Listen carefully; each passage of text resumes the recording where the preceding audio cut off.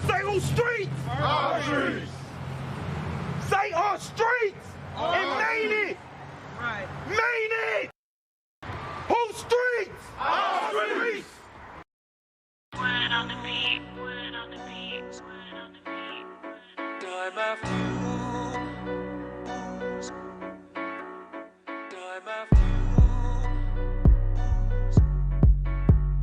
time after time after time after time after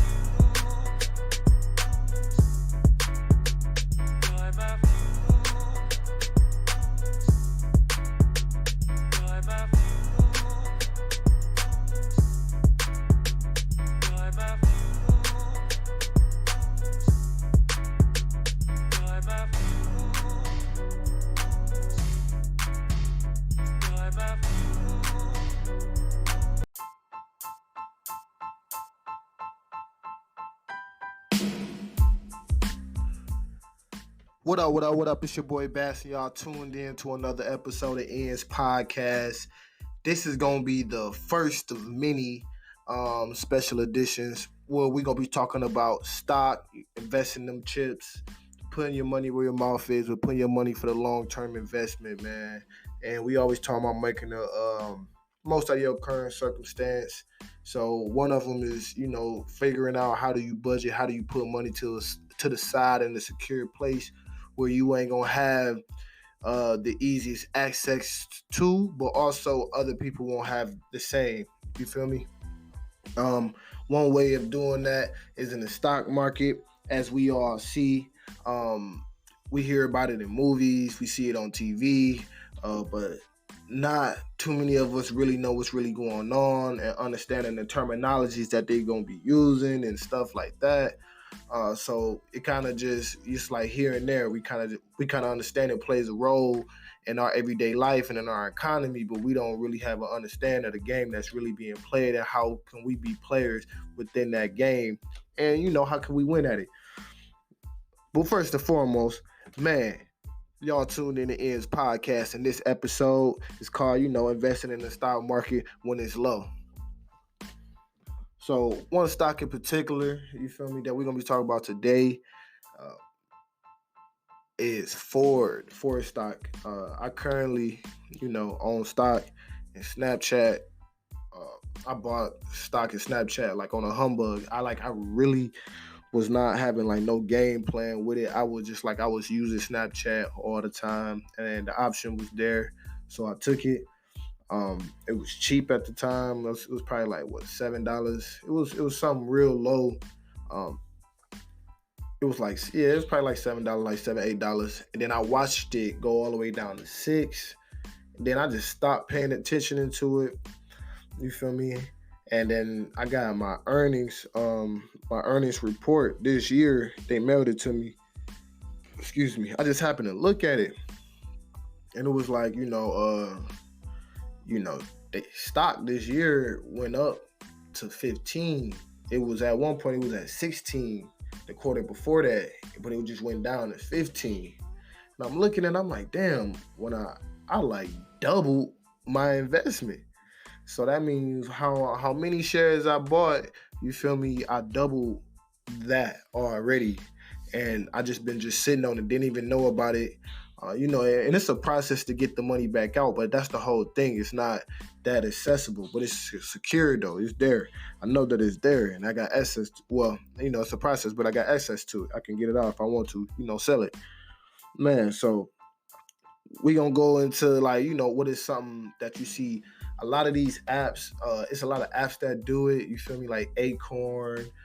You got other mobile apps where you can basically buy stock. I mean, even Cash App do it now too. We're going to have that link in the description below. You can also see about that too. Even Cash App do that too, where you can basically buy a percentage of a stock, like micro stocks, or you can buy stock via the app. They got Webull. We're gonna have a link to their app and to their website too. You got Webull, which is one where you can also buy stock, and I believe also I got a stash account too. That's another one where you can buy stock. But I like to buy stock off my Webull account, off my Acorn account. I tested them all out. They all pretty good. I just like to buy those because they're just real convenient. One of them just take the money out every time, I make a purchase, like 25 cents every time I make a purchase.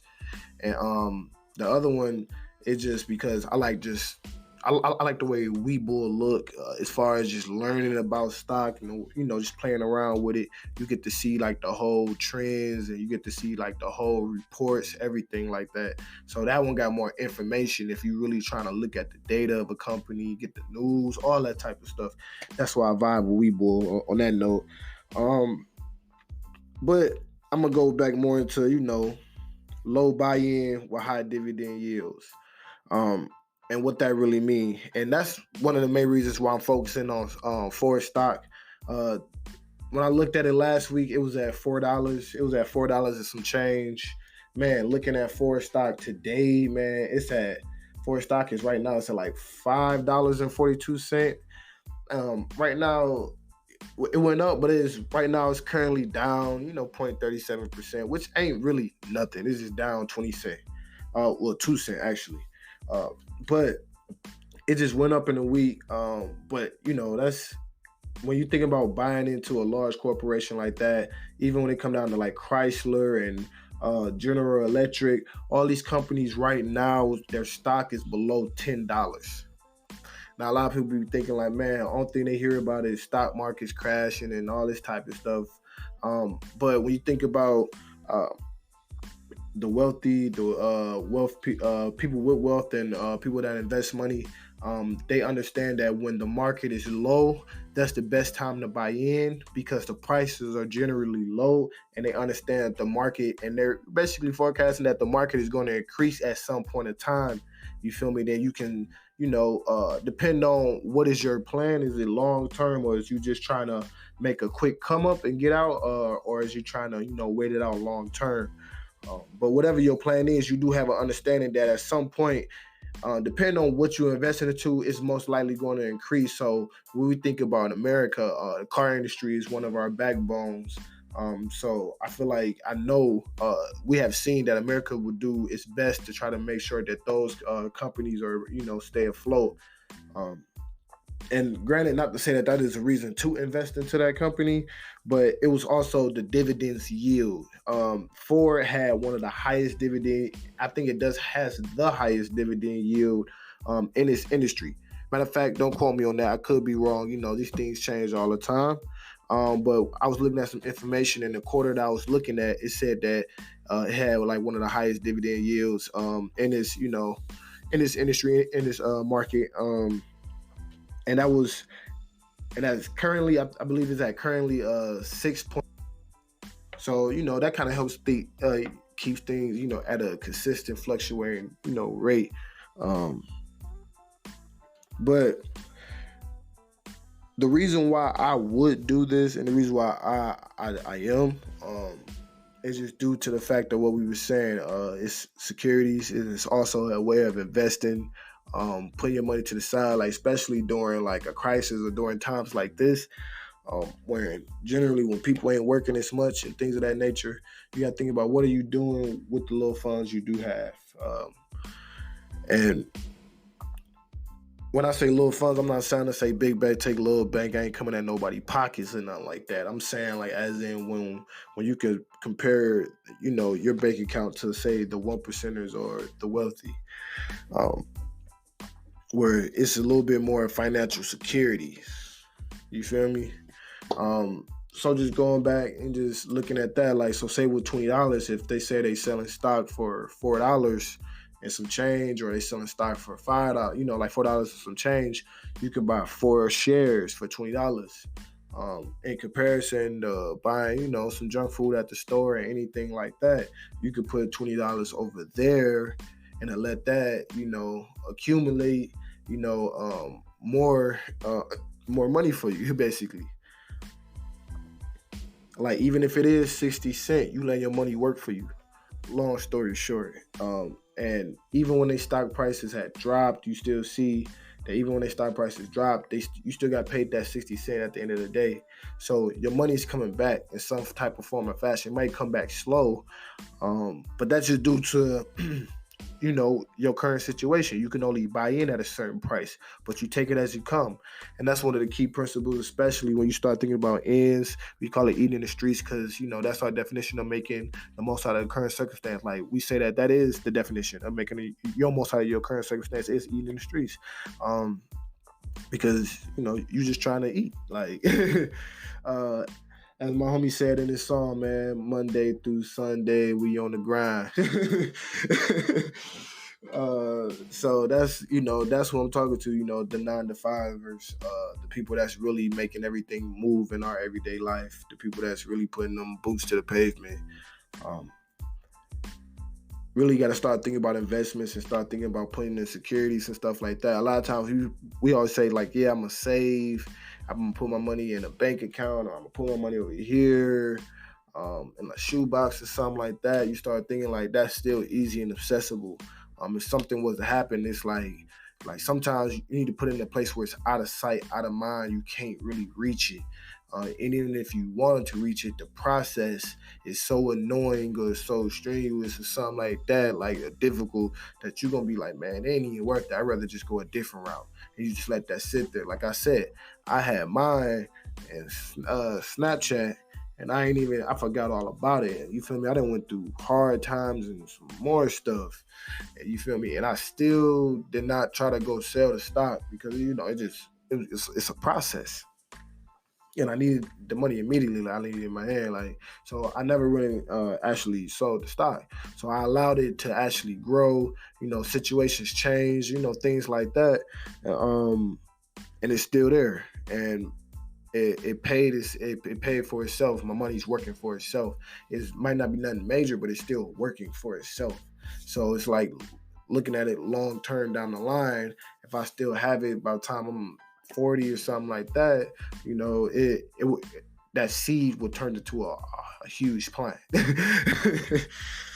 And that's generally how the game is played a lot of times. But most importantly, let's keep it real. Let's talk about risks. There are risks. As y'all watch on TV. That's the one thing that always hit the media and everybody see them the most, or they publicize the most in media and all that type of stuff, is when the stock market crash, or when the stock market is at a low, or wealthy people controlling the stock market. The stock market is this and that. The stock market is pushed by rumors and all this type of stuff. So yes, there are risks, and one of the risks is that you're buying in low, especially when you're coming from certain situations, you probably don't really have the option to really buy in high unless you work for the company. And if you work for the company, take full advantage. Take full advantage of that. Make your money any way you can off them suckers. I ain't gonna say them suckers, but make just make that money and invest. If you're gonna be working there, you might as well invest into own a percentage of that company. Don't just work for them. Learn how to work with them.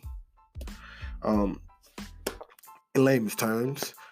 But going back into just the risks, that is some of the risks that it is a company. Markets do change. It does go up. It does go down.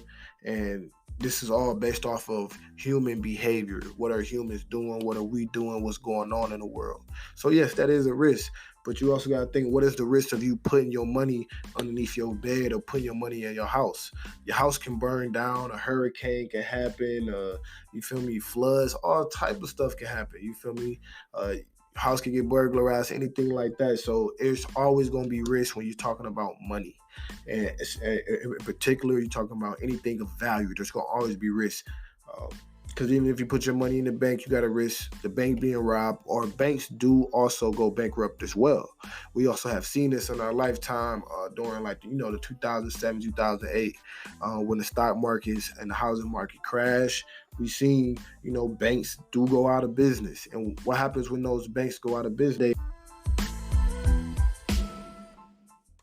Man, my bad. I had to interrupt this episode just to let you know. Thank you. We appreciate your support. I appreciate you listening to the episode this far. So I just want to let you know, thank you. You feel me? And And if you really, appreciate what we doing and what we got going on, man, it takes you nothing to go ahead and share this episode when you're done with it. Or, leave us a voice message. We have you on the next episode. But I ain't going to talk too much. I'm going to let you get back to your episode. Peace. It's like, it's risk with anything, especially when you start talking about your money, anything of value, just protecting anything of value. There's going to always be risk. Anytime you talk about investing your money, there's going to always be risk. Anytime there's high returns, there's probably going to be high risk. Unless you find that, like that sweet hidden gem, or you find, that perfect opportunity. But, just always keep in mind, you just try to make the most of your current circumstance, man. And a lot of times, a lot of people, they say like, I don't want to say like they say like they living for the day, nothing like that. But like, just they don't really trust the stock market. They don't trust all these type of things. And I'm like, man, like, but you trust the bank? The bank is in the stock market. Like, like, you trust your house can burn down. So you trust yourself, you can get robbed. Like, things can happen, but it's like, you just still got to live life. So it's, a lot of this kind of came from a book that I read too. It was a 100 baggers. I got it somewhere right here. I want to say it's called 100 baggers. And they were just talking about buying low, basically buying in at, buying stock that's low. But then they also got dividend returns. So it's like gradually over time, as those stocks grow, and you start to acquire more funds, you reinvesting that money into buying different stocks that also has dividends, and then you start to just build like a kind of chain, and now you really just reinvesting the money that you made from your investments until, you start getting your money back. But, that's just more so just how I got into the game. But just more so for you, it could be a little different. This podcast can kind of inspire you, man. But before we head out, though, I want to talk about, just going back into that Ford had a current yield, dividend yield. Well, just their current yield was 6.49%, man. Man, that is a good percentage to have, man. You start looking at these different companies, different businesses. Some of them got 1, some of them got 2, some of them got 7, some of them got 12. It just really all depend on the company and the industry and the market, just how they structure, man. But then that kind of helps you get an idea of what your back end. Well, my bad. I mean to say back end. I mean what your annual return gonna be. Sometimes I'll be slipping off. I be around a lot of music artists and all that type of stuff, man. They was talking that back end talk. But you get a current understanding of what that is. And one another blessings with all this too is, man, you start to become more financial literate, man. You start to see like different ways your money can work for you. And you start to get an understanding of how to expect returns. You feel me? How to get a return on your investments in the business world. You feel me? Everybody talking about, man, I want to get a return on my investment. If I put money here, I want to get money back. I want to get a certain amount back. But it's like, you're talking in amounts. Now let's talk percentages. Now let's talk what it's a percentage based upon. You feel me? And that's going back into that whole formula that they have to, making what is the actual dividends amount. Just coming up with, with what that percentage is, the actual formula. So, it's your boy Baz. I ain't gonna talk y'all ear off, but I do want to hear from y'all. So please chime in. Let me know what y'all got for me.